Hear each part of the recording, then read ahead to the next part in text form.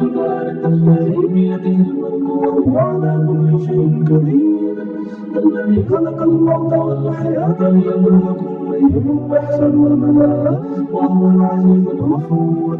الذي خلق سبع سماوات طباقا ما ترى في خلق الرحمن من تفاوت فاجعل البصر ترى بالفطور ثم ارجع البصر كرتين ينقلب إليك البصر خاسئا وهو حسير.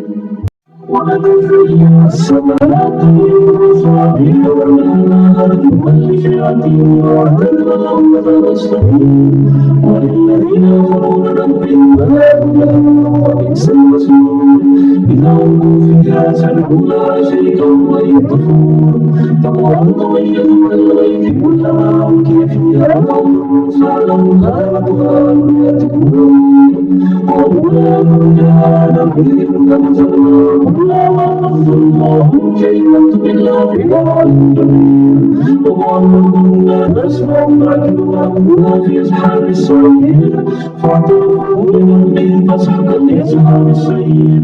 إن الذين يخشون ربهم بالغيب لهم مغفرة وأجر